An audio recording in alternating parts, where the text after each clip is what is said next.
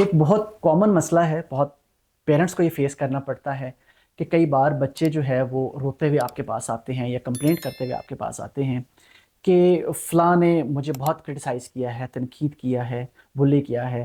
تو یہ بچے بہت ڈپریس ہو جاتے ہیں الٹیمیٹلی۔ تو ان کو سکھائیں کہ جو یہ کرٹیسزم ہے، یہ جو تنقید ہے، یہ بہت پازیٹیو چیز ہے۔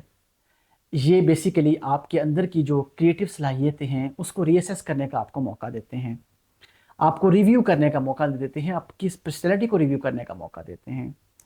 تو ان بچوں کو یہ سکھائیں کہ یہ ہمیشہ اس کو پازیٹیو لے کے چلیں، اس کی وجہ سے کوئی سٹریس آؤٹ ہونے کی ضرورت نہیں ہے، اس کی وجہ سے کبھی بھی پریشان ہونے کی ضرورت نہیں ہے۔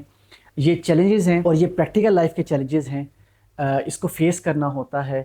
تو بجائے یہ کہ آپ ڈپریس ہوں، افسردہ ہو جائیں یا اپنی ڈیلی ایکٹیویٹیز چھوڑ کے بیٹھ جائیں، آپ اس کو پازیٹیو لیں، اس کا جو پازیٹیو اسپیکٹ ہیں اس کو سمجھنے کی کوشش کریں، اور آپ بطور والدین اپنے بچوں کی سنوائی کریں، ان کی بات کو سمجھیں، اس کو اسیس کریں، ان کو ڈسین کرنے میں ان کی ہیلپ کریں۔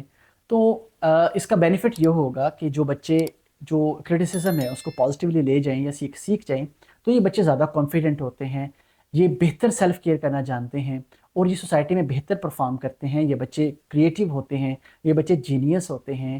لہٰذا بچوں کے لیے جو کرٹیسزم ہے یہ کبھی بھی نیگیٹو مت لیں۔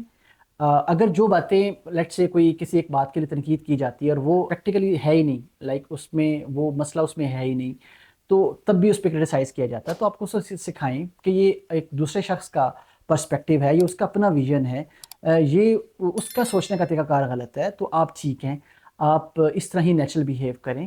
تو یہ بچے سوسائٹی کے لیے انشاءاللہ بہتر پرفارم کریں گے۔ السلام علیکم۔